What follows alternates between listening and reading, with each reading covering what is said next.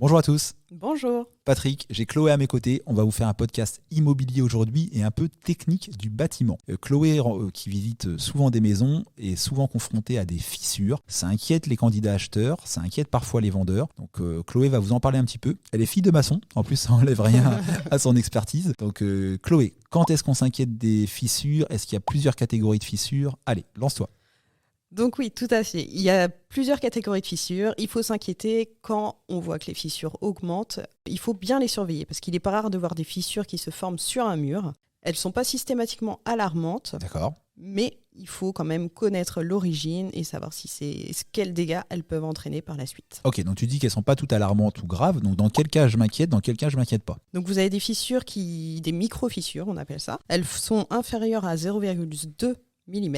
Ouais, c'est un cheveu quoi, c'est très fin. C'est tout petit. Donc Ok. elles n'impactent pas la structure, mais on peut avoir des infiltrations d'eau, donc bien les suivre et pourquoi pas par la suite les reboucher.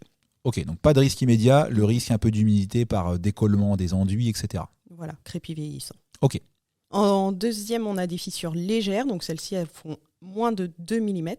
d'accord. Donc ça, Donc, c'est bien visible à l'œil nu. C'est pas bien forcément visible gros, à mais l'œil c'est nu. bien visible à l'œil nu. Voilà, Ok. c'est ça. Donc pareil que les autres, elles sont pas alarmantes, mais il faut toujours les surveiller.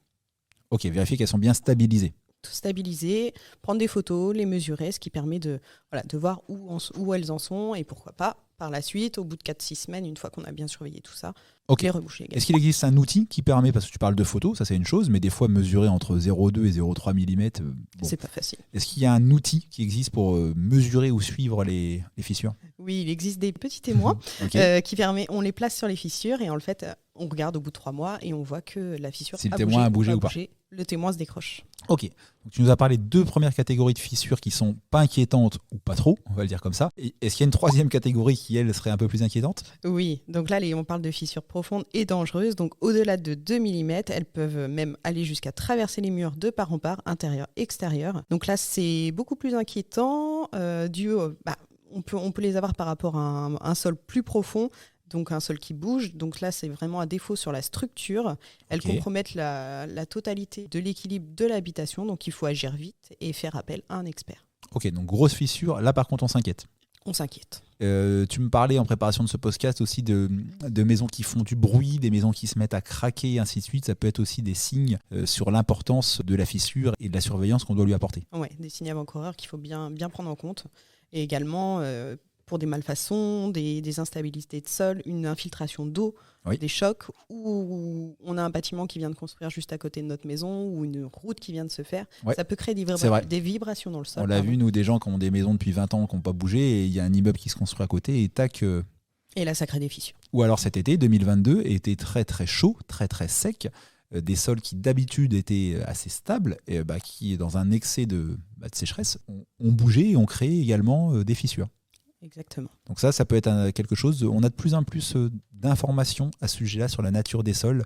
Quand j'ai commencé l'immobilier, moi, en 2007, ça ne me rajeunit pas, on n'avait quasiment rien comme information sur la nature des sols. On en avait sur les risques, mais la nature des sols, non. 2022, on en a de plus en plus. On a des cartes d'aléas, alors qui ne sont pas extrêmement précises, mais qui sont quand même un bon indicateur, et qui vous dit si vous êtes dans un aléa, un risque faible, dans ce cas-là, pas d'inquiétude, moyen, pas d'inquiétude, mais ça peut quand même compliquer des projets de construction ou d'extension, ou au contraire, vous êtes dans un risque d'aléa fort, et là, dans ces cas-là, oui, en vrai, vous risquez d'avoir fréquemment des fissures qui se forment sur votre maison, pas forcément graves, mais en tout cas, vous en aurez, et même si vous ravalez votre maison, les fissures, elles vont revenir après.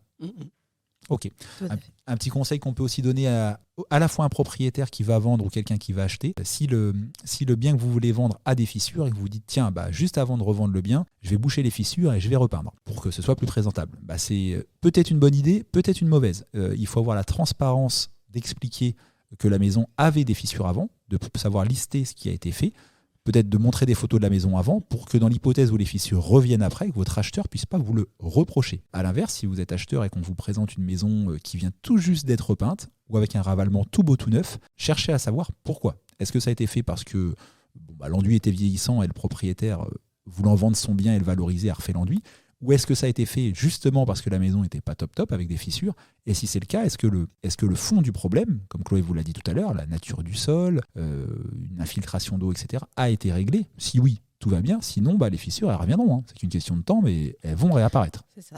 C'est ça, tout à fait. Donc, ce qu'il faut faire pour les surveiller, il faut les surveiller, donc faire des photos. Il faut être sûr qu'elles ne s'agrandissent pas, qu'elles ne s'élargissent pas et qu'elles ne s'approfondissent pas. Donc, on fait des photos, on mesure, on pose les témoins. Et si on a un doute, un réel doute, on appelle un expert parce qu'il faut mieux agir rapidement que trop tard. Ok, et pour conclure, on peut peut-être se dire qu'une fissure un peu plus large mais qui ne bouge plus, témoin à l'appui, est peut-être pour moi moins dangereuse qu'une fissure plus fine mais qui tend à croître de mois en mois, parce que celle-là, elle cache un problème qui va aller en grandissant. Exactement. En tout cas, Chloé vous l'a dit, faites-vous aider d'un expert. Si vous êtes au stade des visites, c'est peut-être pas évident d'avoir un expert sous un délai rapide et tout, mais pourquoi pas appeler un maçon, un bon maçon qui connaît bien le bâtiment pourra lui aussi chercher à comprendre ou vous donner des astuces sur la présence des fissures, sur le fait de s'inquiéter ou pas. Voilà. On espère que ce podcast vous a éclairé, sujet un peu technique aujourd'hui. N'hésitez pas à poser vos questions en commentaire, à nous suggérer d'autres idées de podcast et on vous dit à bientôt. Ciao chez Vitenco. À bientôt.